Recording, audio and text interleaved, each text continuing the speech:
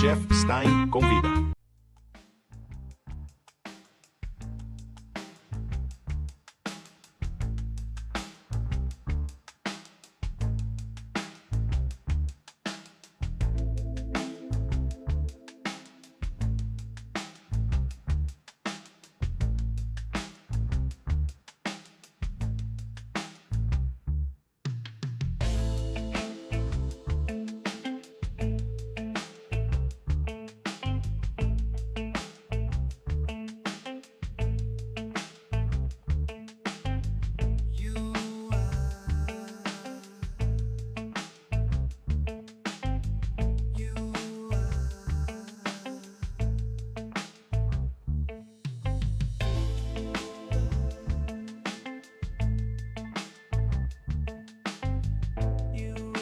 Bem-vindos a mais um programa do Chef Stein Convida.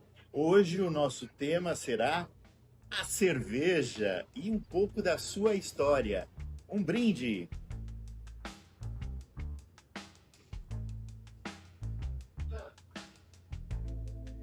Que tal vocês fazerem uma viagem comigo pela história e pelo tempo? Vocês topam? Hoje nós vamos voltar lá na época do Paleolítico. Já ouviram falar? Paleolítico, Neolítico, são dois momentos da evolução humana que nós vamos hoje pegar uma máquina do tempo especial. Convido você aí de casa a pegar essa máquina especial do tempo e voltar comigo lá para a época e para a evolução humana. Então vou contar um pouquinho essa história. 2,5 milhões de anos atrás, o homem já estava circulando pela Terra e sendo um grande sobrevivente, né? Porque o perigo morava fora da sua caverna. Se você não buscasse a comida do dia, você virava a comida do dia. Então, esse nós chamamos de período paleolítico. Mas foi a partir de 50 mil anos, aproximadamente, quando o homem sai ali da região da África e começa a subir, passando pelo Egito e indo para Mesopotâmia, que é toda aquela região que pega Jerusalém, Síria, Líbano, um pouco da Turquia, Irã, Iraque, toda aquela região ficou o berço da humanidade. Vocês sabem disso, né? E nessa época, agora já por volta de 10 mil anos antes de Cristo, no período paleolítico ainda, o ser humano vivia de que forma? Era nômade, ele precisava sair todo dia para caçar e buscar seu alimento. Ele vivia em grupos, isolados em cavernas, pequenos grupos. E esses pequenos grupos, a questão era assim, a lei do mais forte sobrevivia. Quem fosse o mais forte ditava as regras. Não existia casamento, era um casamento coletivo, era tudo junto e misturado.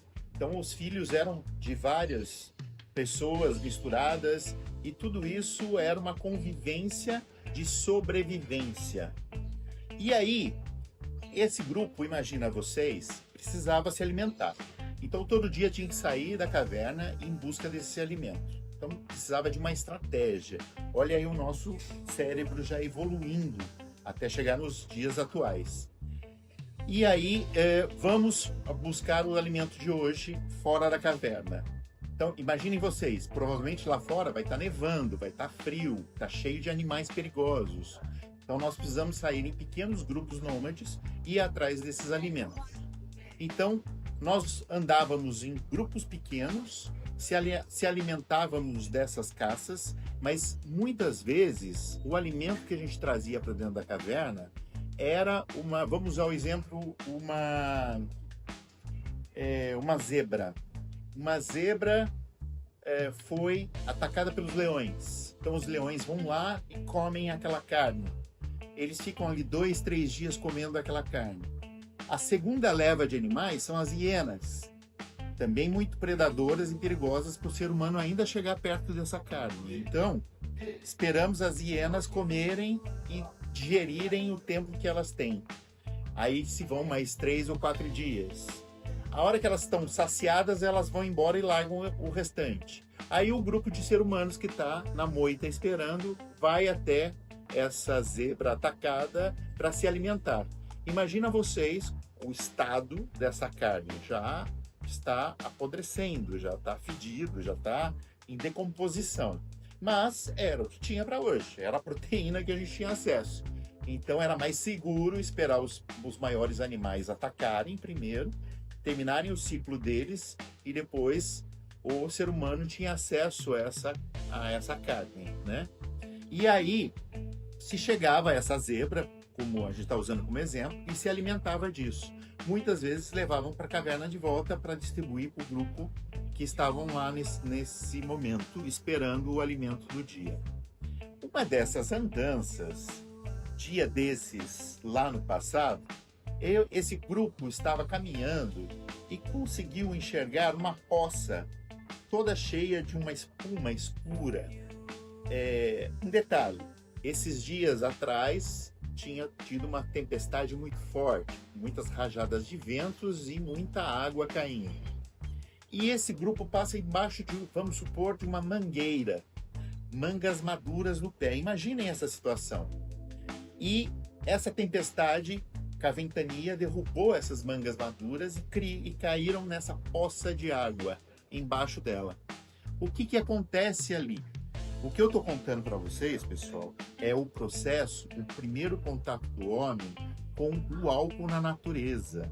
O encontro do homem com o álcool na natureza ocorreu mais ou menos dessa forma. Imaginem vocês, aí na imaginação, esse grupo andando vários dias atrás do seu alimento, com muita sede, e eles encontram essa poça cheia de uma espuma escura, cheia de mangas que caíram lá há alguns dias, e aquelas mangas foram apodrecendo ali naquele meio líquido que era o volume da água e da chuva.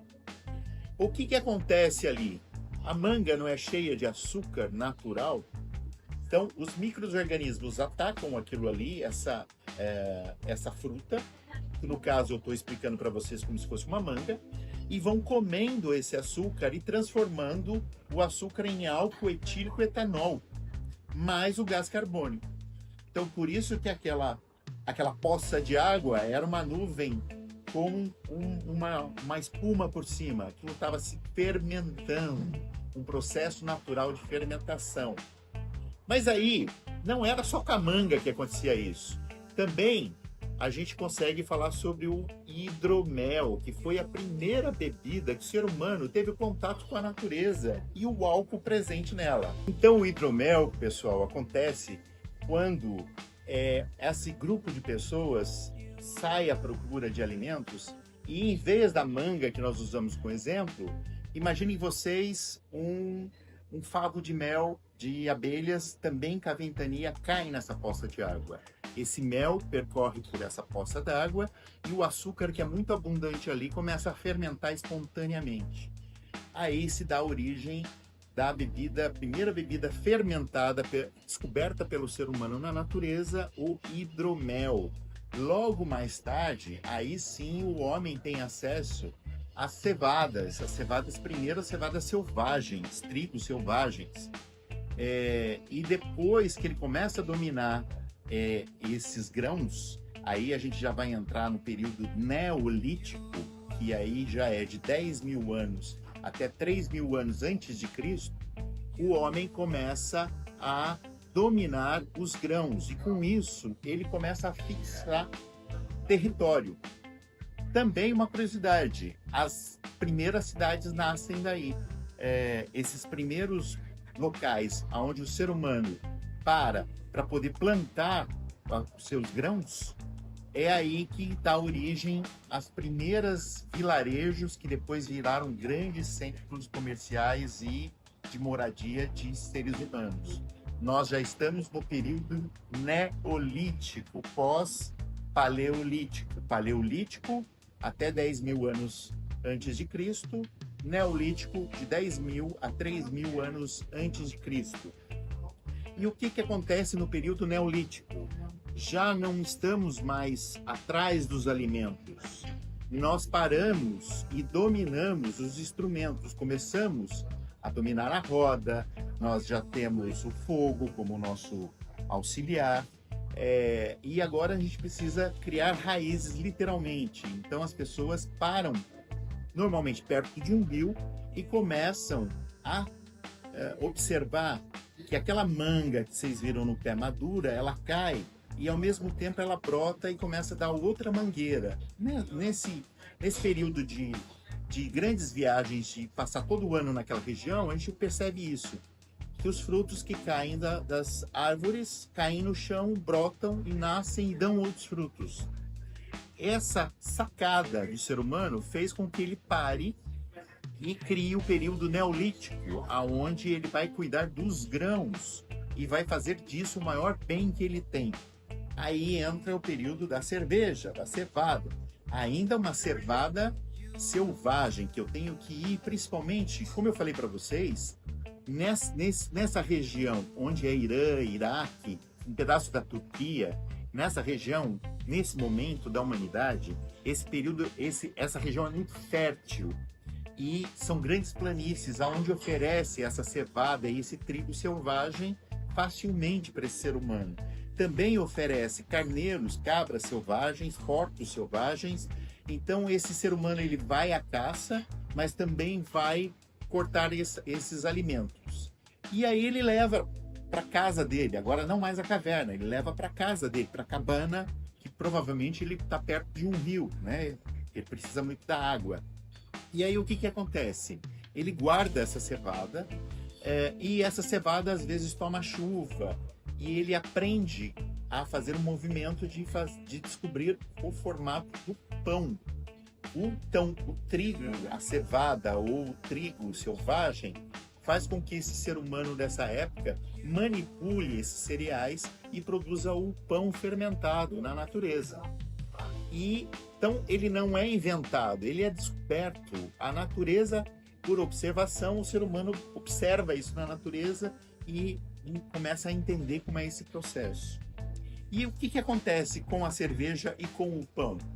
A pessoa, naquela época, nosso parente antigo, vai lá, manipula essa cevada ou esse trigo e produz esse pão. E alguém esqueceu esse pão na natureza, de um dia para o outro. E isso tomou uma chuva, aquilo virou um caldo. Esse caldo começa a fermentar por causa dos açúcares que estão ali dentro, daquela cevada, daquele trigo. Um dia, 2 dias depois, essa pessoa volta para esse lugar e descobre que aquele pão esquecido numa rocha, parecendo uma panela, virou um caldo grosso, fermentado. E ele experimenta isso e ele descobre a cerveja. Olha só, que um brinde para isso, né? Um brinde a essa descoberta. Então a cerveja é descoberta na natureza. Não é inventada, é por observação. E aí o homem começa a manipular esses grãos e começa a produzir. Por quê? Porque a cerveja, como o vinho e como o hidromel, eram muito mais seguros de se beber do que a questão da água do rio Nilo, ou de qualquer outro rio ou poço, porque eram cheios de bactérias. Então eles usavam a cerveja, o vinho e o hidromel como uma forma de se hidratar e beber para não ficar doente. Não era, ainda eles não sabiam isso na ciência, era pura intuição, né? Eles sabiam que quem bebia cerveja, vinho e hidromel não morria, e quem bebia água do rio tinha muitas doenças e morriam. Eles não sabiam explicar ainda o que eram bactérias, mas eles sabiam explicar o resultado disso no seu dia a dia. Vocês sabiam que há 4.000 anos atrás já tinha a primeira ilustração?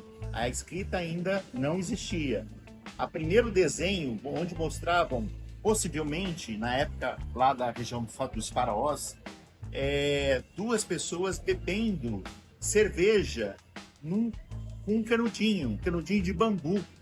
Isso acontecia porque naquela época a cerveja era muito diferente do que era a cerveja de hoje. Era uma cerveja que era mais parecido com uma sopa, um sopão.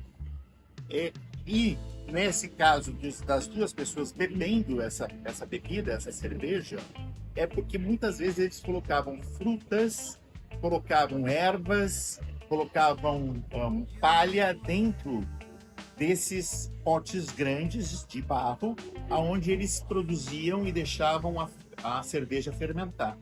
Então eles tinham que usar o canudo para poder beber juntos, para não puxar esses pedaços de frutas ou de ervas que viria dentro do líquido que estava ali.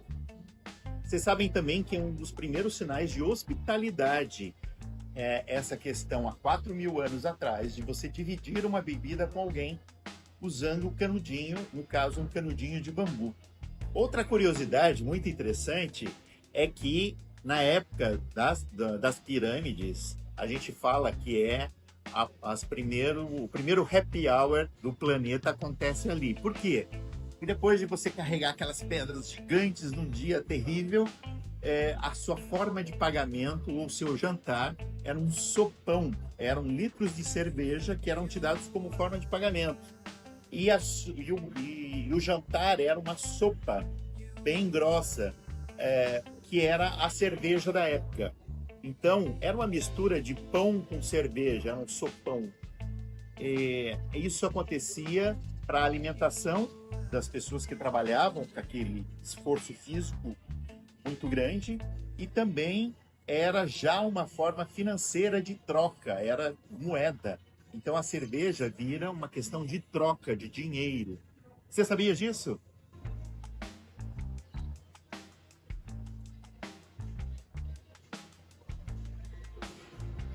Então vocês viram a importância da cerveja na história. Mas tem mais curiosidades, vocês querem saber?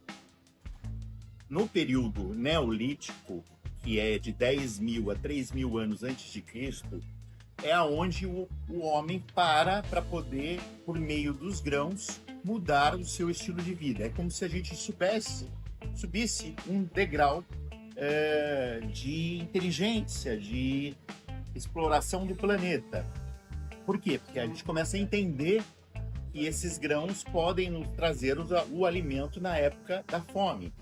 Então essas pessoas param, como eu já disse um pouquinho anteriormente, elas param perto de um rio, provavelmente, porque elas precisam de água, e elas começam a formar uma comunidade ali. E elas buscam, no centro dessa comunidade, construir um galpão bem fortificado, bem resistente ao clima e tempo também naquela época, e eles colocam ali as sementes. Então, cada um desse vilarejo, um planta laranja, o outro planta cevada, trigo. Cada um vai trazer um pouco desses grãos e vai doar para essa pessoa que fica no centro desse vilarejo, porque ali é o centro mais importante daquela cidadezinha, daquele vilarejo que está nascendo. Ali se guarda os grãos, que é para a época da fome, a época da pouca chuva. E o que acontece com esse lugar? Pergunto para vocês. Viram duas coisas que até hoje nós temos. Primeiro, as pessoas paravam ali na frente e pediam para os seus deuses, naquela época eram vários deuses, Deus Sol, Deus Chuva, Deus Solo, eles pediam para que guardassem e cuidassem da semente que estavam ali dentro daquele galpão. E eles pediam para esses deuses. Com o tempo, isso vira templos religiosos. A nossa famosa igreja. A igreja nasce por adoração ou pedido de proteção dos grãos. Então, era um costume você ir até o centro da aldeia e pedir em oração para que seus deuses protegessem esses grãos. E uma outra coisa importante que esse lugar também se tornou é onde nós guardamos os bens mais preciosos de uma sociedade hoje, numa comunidade. Os famosos bancos. Então é onde se guardava o bem mais rico daquela época. E no caso eram as sementes. Então a igreja e o banco nascem com o mesmo sentido na época neolítica. Você sabia disso? Pessoal, agora eu vou falar para vocês um pouquinho sobre cervejas. O tema de hoje é a cerveja. Então, uma característica é que nós temos cervejas de alta fermentação e de baixa fermentação. Baixa fermentação, as lagers. Alta fermentação, as ales. Você já ouviu esse termo? Você sabe a diferença de uma ale com uma lager? Não, vem aqui comigo que você vai aprender agora qual a diferença da fermentação alta ou da fermentação baixa, ok? Então esta é a diferença de uma lager com uma ale. Vamos lá, novamente. Ale é a turma de cima, é a turma do quentão, a questão mais quente. Eles trabalham de 15 a 24 graus, são mais rápidos pela questão de ser mais quente, mas trazem notas como a maçã, como a banana, como resultado dessa fermentação. Como seria a turma do topo, né?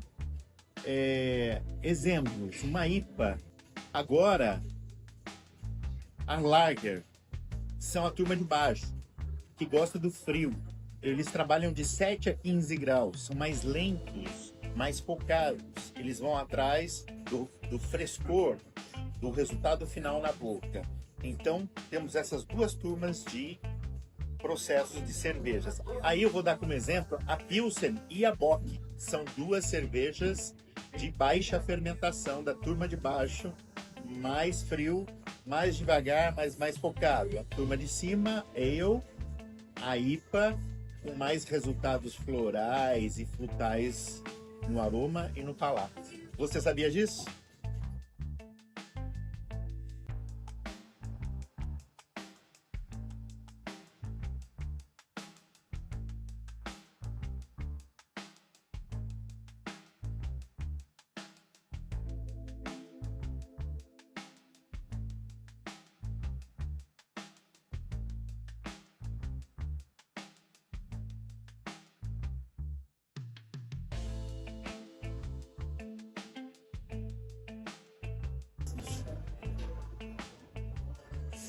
Stein, bem, ó, hoje eu trouxe para você provar uma Pilsen, tá? Uma Witbier, bem, uma IPA Dragon e a nossa premiadíssima Dark Wolf, tá? Além delas, trouxe também uma linha de produtos para vocês conhecerem da nossa linha de cerveja Leuven. E agora chegou a melhor parte, pessoal, a hora da degustação e da harmonização, que sempre aqui no Chef Stein Convida eu trago essa novidade para vocês.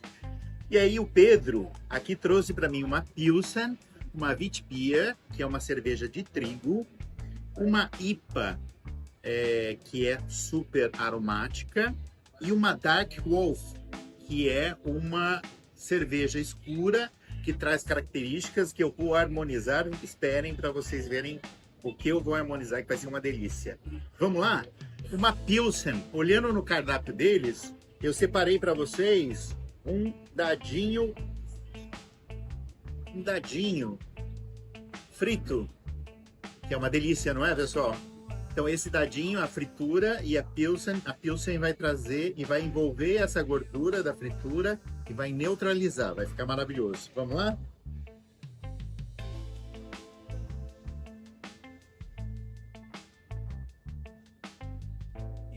Saúde! Agora, pessoal, para harmonizar uma Witbier, que é uma cerveja de trigo, olhem como ela é espessa, ela não é filtrada, traz as características e na boca traz sabores também, que esse peso dela é maior na boca. E olhando o cardápio deles aqui, eu descobri uma tilápia que vai combinar e harmonizar super bem com essa cerveja de trigos. Vamos lá? Vamos harmonizar?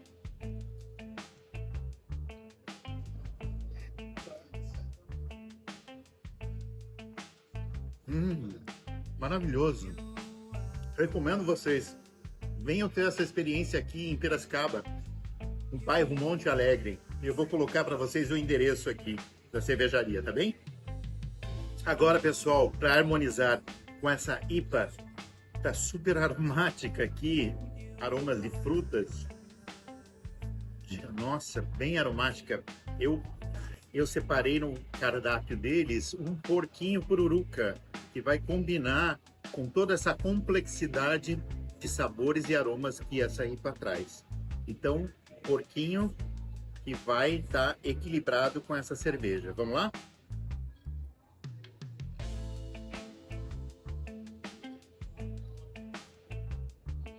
Pessoal, e agora para harmonizar essa Dark Wolf, que é o carro-chefe aqui da casa, Uma cerveja escura com uma cevada bem torrada, vocês estão vendo.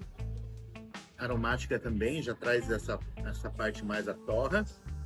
Eu, olhando para os cardápios deles, eu descobri esse brownie que vai combinar e harmonizar perfeitamente com essas notas mais profundas e que tenha chocolate ou café aqui nesse Dark Wolf. Vamos lá? Harmonizar?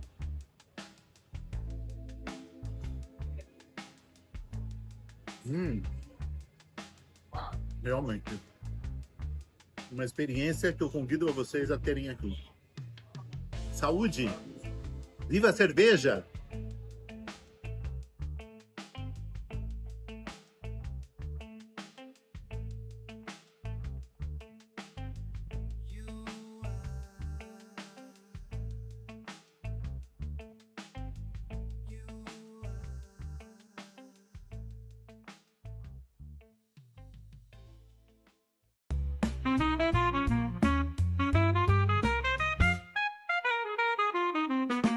Chef Stein convida.